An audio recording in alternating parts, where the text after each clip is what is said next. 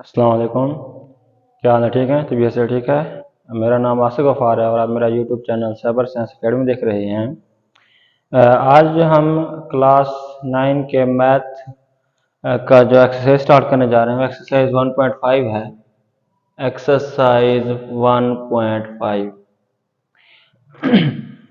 इसमें क्या कहता है? Find the determinant of the following matrices. Question number 1 solve करने लगे हैं। क्वेश्चन नंबर 1 में क्या है कि find determinant of following matrices।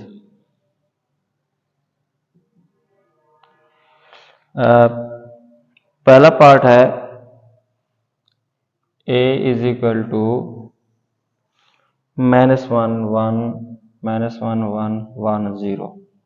अब हमने अगर इसका डिटर्मिनेंट फाइंड करना है तो अब यहां से इसका इस तरह लिखेंगे डिटर्मिनेंट। डिटर्मिनेंट क्या होता है कि आपके पास दो पैरेलल लाइन ड्रा की जाती है मैट्रिसेस के बाहर, वो डिटर्मिनेंट को शो करता है। और डिटर्मिनेंट 2/2 मैट्रिक्स का फाइंड कैसे करते हैं? मेन डायगोनल एलिमेंट्स को आपस में मल्टीप्लाई करते हैं। 1 × 0 माइनस सेकेंडरी डायगोनल एलिमेंट्स को आपस में मल्टीप्लाई करते हैं। 1 × 1 तो 0 -1, तो इसका डिटर्मिनेंट जो है वो -1 आ जाएगा। ठीक है जी, ये पार्ट 1 हो गया। पार्ट 2 की तरफ चलते हैं। पार्ट 2 है b is equal to 1 3 2 -2। b is equal to 1 3 2 -2। अब हमें अगर इसका डिटर्मिनेंट चाहिए तो क्या करेंगे? हम बी डिटर्मिनेंट फाइंड करेंगे। 1 3 2 -2 का डिटर्मिनेंट। तो इसमें भी हम क्या करेंगे? मेन डायगोनल एलिमेंट्स को आपस में मल्टीप्लाई करेंगे और सेकेंडरी डायगोनल एलिमेंट्स को आपस में मल्टीप्लाई करेंगे। तो 2 1s आर आपके पास हो जाएगा -2 × 1 -2 × 3 आपके पास आ जाएगा यहाँ से -2 -6 -8 आ जाएगा इसका डिटर्मिनेंट। ठीक है जी। नेक्स्ट हम चलते हैं इसके पार्ट 3 की तरफ। पार्ट 3 है आपके पास 3 2 3 2। c इज इक्वल टू 3 2 3 2 का डिटर्मिनेंट। अब यहाँ से c डिटर्मिनेंट फाइंड करना है तो 3 2 3 2 का हम डिटर्मिनेंट लेंगे तो 3 × 2 करेंगे, पहले दरमियान में माइनस लिखेंगे, फिर 3 × 2 करेंगे तो आपके पास क्या होगा? 6 -6, आंसर आपके पास 0 आ रहा है। अब इसके पार्ट चलते हैं 4 की तरफ। पार्ट 4 है d is equal to 3 2 1 4। d is equal to 3 2 1 4। इसका हमने डिटर्मिनेंट निकालना है तो आपके पास d डिटर्मिनेंट इज इक्वल क्या हो जाएगा? 3 2 1 4 का डिटर्मिनेंट। तो यहाँ से इन दोनों को मल्टीप्लाई करेंगे। 3 × 4 -1 × 2 12 -2 इज इक्वल टू 10। ये आपके पास इसका डिटर्मिनेंट आ जाएगा। ठीक है जी। ओके जी, क्वेश्चन नंबर 2 सॉल्व करते हैं अब इसका। क्वेश्चन नंबर 2 है आपके पास, find which of the following matrix are singular or not singular. Find which of the following matrices singular or non singular. हमने बताना है कौन से सिंगुलर हैं, कौन से सिंगुलर नहीं हैं। तो सबसे पहले ये भी उसी तरह का ही है। तो सिंगुलर मैट्रिक्स कौन सा होता है? ऐसा मैट्रिक्स जिसका डिटर्मिनेंट लें और 0 आ जाए आंसर, वो हो सिंगुलर कहा जाता है उसको। तो a is equal to 3 6 2 0। a is equal to 3 6 2 0। इसको चेक करना है ये सिंगुलर है या नहीं है, पहला पार्ट है। तो क्या करेंगे? इसका डिटर्मिनेंट लेंगे। a determinant is equal to 3 6 2 0 का डिटर्मिनेंट। तो यहाँ से क्या करेंगे? 3 × 0 -2 × 6, 3 -12 आपके पास हो जाएगा, -9 बचेगा, which is not equal to 0। So लिखेंगे matrix is not singular, is non singular आपके पास हो जाएगा। तो नॉन सिंगुलर मैट्रिक्स क्या होता है? ऐसा मैट्रिक्स जिसका डिटर्मिनेंट लें और डिटर्मिनेंट जो है वो आपके पास जीरो ना आए, वो नॉन सिंगुलर होता है, और अगर डिटर्मिनेंट जीरो के इक्वल हो जाए तो वो सिंगुलर काउंट किया जाता है। ठीक है जी। अब हम चलते हैं इसके पार्ट टू की तरफ। पार्ट टू क्या आपके पास b इज इक्वल टू 4132। अब इसको भी हमने क्या प्रूफ करना है कि सिंगुलर या नॉन सिंगुलर, तो इसका भी डिटर्मिनेंट लेंगे 4321 का डिटर्मिनेंट लेंगे, 4 मल्टीप्लाई 2 माइनस 3 मल्टीप्लाई 1 हो जाएगा, तो 8 माइनस 3 आपके पास 5, ये भी जीरो के इक्वल नहीं है, तो ये भी मैट्रिक्स क्या हो जाएगा? नॉन सिंगुलर हो जाएगा। आगे हम क्या चलते हैं, इसके थर्ड पार्ट की तरफ चलते हैं।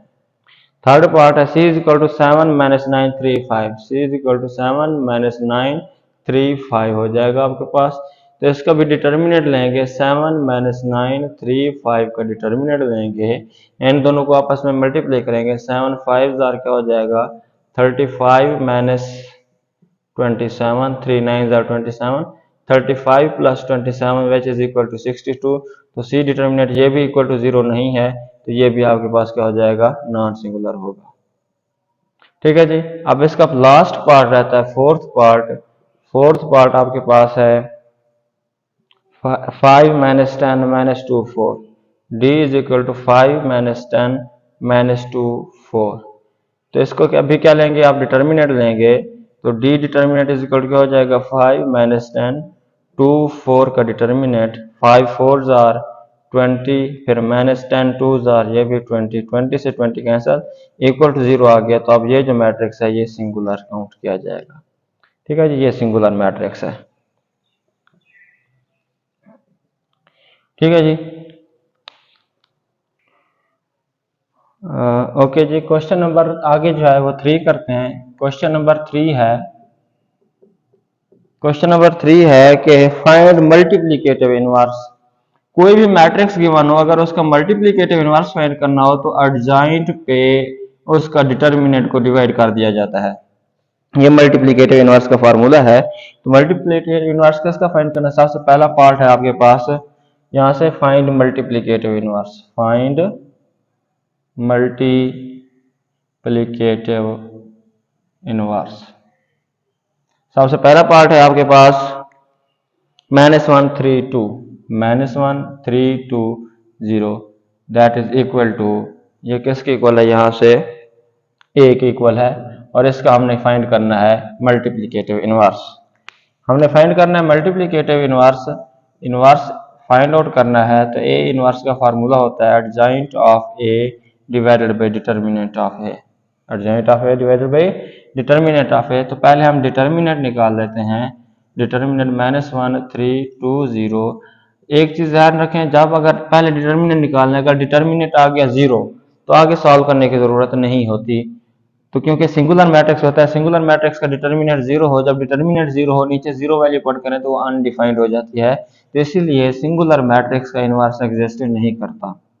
तो आपके पास A determinant is equal to क्या हो जाएगा? 1 मल्टीप्लाई 0 माइनस 2 मल्टीप्लाई 3, तो क्या हो जाएगा? 0 माइनस 6 इज इक्वल टू -6। तो आपके पास H is not equal to 0, तो लिखेंगे सो सोल्यूशन इज पॉसिबल। तो सोल्यूशन जो है वो पॉसिबल है। अब इसके लिए अभी हमें क्या करना पड़ेगा? इसी का एडजॉइंट लेना पड़ेगा। अब हम एडजॉइंट ऑफ ए लेने जा रहे हैं। तो एडजॉइंट ऑफ ए क्या होगा आपके पास? -1 3 2 0 का एडजॉइंट। अब एडजॉइंट में क्या करते हैं हम? मेन डायगोनल एलिमेंट की जगह चेंज करते हैं, यहाँ 0 आ जाएगा, यहाँ -1 आ जाएगा। सेकेंडरी डायगोनल एलिमेंट के साइन चेंज करते हैं। ये एडजॉइंट फाइंड करने का मेथड है। अब एडजॉइंट भी आ गया, डिटर्मिनेंट भी आ गया, आप इस वैल्यू में पुट करें तो ए इनवर्स निकल सकता है। तो 0 -3 -2 -1, तो डिवाइडेड बाई -6, -6 को हर पे अलहदा डिवाइड करते हैं, 0 divided by -6, -3 divided by -6 and -2 divided by -6, -1 divided by -6, and that is equal to a inverse is equal to हो जाएगा 0, 3 1s are 3, 3 2s are 6, 2 1s are 2, 2 3s are 6, minus से minus भी cancel हो रहे हैं सारे, तो ये 1/2 कैंसिल हो जाएगा, कैंसिल हो जाएगा, कैंसिल हो जाएगा, 1/3 1/6, ये इसका ए इनवर्स आ गया। ठीक है जी। अब हम क्या चलते हैं, बी इनवर्स की तरफ चलते हैं। अब बी की वैल्यू गिवन है, हमने बी इनवर्स निकालना है। बी की वैल्यू है 1 2 -3 -5। बी का जो वैल्यू है दूसरा पार्ट है 1 2 -3 -5। अब हमने इसका बी इनवर्स निकालना है, तो क्या फार्मूला लगेगा, अब adjoint of b divided by determinant of b. ठीक है जी। तो पहले हम क्या लेते हैं, बी का डिटर्मिनेंट लेते हैं। तो बी का डिटर्मिनेंट 1 2 -3 -5 का डिटर्मिनेंट लेंगे, तो 1 डिटर्मिनेंट को पैरेलल लाइन से शो करते हैं। ये आपके पास हो जाएगा, ये 1 मल्टीप्लाई -5 हो जाएगा, -2 3 जार -6 -5 + 6 which is equal to 1 and that is not equal to 0। So solution is possible, solution जो है वो पॉसिबल है, सोल्यूशन इज पॉसिबल। अब क्या करते हैं, अब यहाँ से हम बी का एडजॉइंट लेते हैं। तो आपके पास यहीं पर लिख देते हैं adjoint of b, adjoint of b. Direct भी एडजॉइंट ले लें तो क्वेश्चन, ये एडजॉइंट में क्या करते हैं, इन दोनों की जगह चेंज करते हैं, इन दोनों के साइन चेंज करेंगे, -5 -2 3 एंड 1। अब एडजॉइंट पे डिटर्मिनेंट को डिवाइड करें तो इनवर्स आ जाए, b inverse is equal to -5 -2 3 1 divided by 1। तो आपके पास जो बी इनवर्स आ रहा है -5 -2 3 1 आपके पास इसका इनवर्स आ रहा है। ठीक है जी। ये आपके पास था क्वेश्चन नंबर 3 का पार्ट 1 और 2।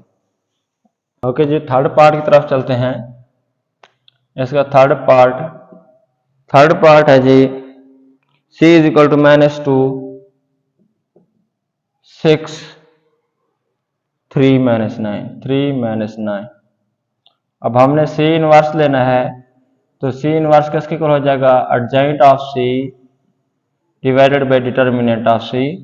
तो पहले c का डिटर्मिनेंट चेक कर लेते हैं। c का डिटर्मिनेंट इज इक्वल टू क्या हो जाएगा, -2 6 3 -9 का डिटर्मिनेंट हो जाएगा 2 9 जार 18 3 6 जार 18 18 से 18 कैंसिल 0 सिंगुलर है, सोल्यूशन इज नॉट पॉसिबल, या इसका इनवर्स जो है ना वो पॉसिबल नहीं है, इनवर्स इज नॉट पॉसिबल लिखेंगे इसे। ठीक है जी। अब हम पार्ट इसके चलते हैं 4 की तरफ। पार्ट 4 है d is equal to 1/2 d is equal to 1/2 3/4 1 2। अब हमें d का इनवर्स चाहिए। अगर d का इनवर्स चाहिए तो ये उसका फार्मूला होता है adjoint of d divided by determinant of d। तो पहले हम d का क्या निकाल लेते हैं, डिटर्मिनेंट 1/2 3/4 1 2 का डिटर्मिनेंट। डिटर्मिनेंट में पहले ये मेन डायगोनल एलिमेंट्स को मल्टीप्लाई करते हैं। d डिटर्मिनेंट इक्वल क्या हो जाएगा, 2 × 1/2 -1 × 3/4 2 से 2 कैंसल, तो d डिटर्मिनेंट इक्वल क्या हो जाएगा, 1 - 3/4 हो जाएगा। तो यहाँ से d डिटर्मिनेंट आपके पास क्या हो जाएगा, 4 एलसीएम लेंगे, 4 1 जार 4 -3 d डिटर्मिनेंट क्या है, इक्वल टू 1 और 4 which is not equal to 0। So solution is possible, solution जो है वो पॉसिबल है, सोल्यूशन इज पॉसिबल हो जाएगा। तो आगे क्या करते हैं, इसका एडजॉइंट लेते हैं d का। एडजॉइंट ऑफ d क्या हो जाएगा आपके पास, इन दोनों की जगह चेंज कर देते हैं 2 और इन दोनों के साइन चेंज कर -3/4 -1 1/2। अब एडजॉइंट भी आ गया आपके पास और डिटर्मिनेंट भी आ गया है। एडजॉइंट पे डिटर्मिनेंट को डिवाइड कर दो तो d इनवर्स निकाला जा सकता है, 2 -3/4 -1 1/2 डिवाइडेड बाई 1/4। डिवीजन के नीचे फिर डिवीजन है तो डिवीजन को मल्टीप्लाई कर देंगे, d inverse is equal to 4 × 2 -3/4 -1 1/2। अब 4 अंदर मल्टीप्लाई होगा तो d inverse is equal to 4 × 2 4 × -3/4 4 × -1 4 × 1/2। यहाँ से 4 2 जार आपके पास 8 हो जाएगा, 4 से 4 कैंसिल होकर -3 हो जाएगा, 4 1 जार -4 हो जाएगा, 2 1 जार 2 2 2 जार 4, ये आपके पास ये 2 आ जाएगा, that is equal to d inverse. ठीक है जी, ये हमारे पास एक्सरसाइज 1.5 के क्वेश्चन नंबर 1 से लेकर क्वेश्चन नंबर 3 तक सॉल्व हो चुके हैं। इंशाल्लाह जो हमारी नेक्स्ट एक्सरसाइज होगी उसमें हम इससे आगे वाले क्वेश्चन, आगे जो क्वेश्चन है वो 4 से लेकर 6 तक हम सॉल्व करने की कोशिश करेंगे। तब तक अपना ख्याल रखिएगा। अल्लाह हाफिज़।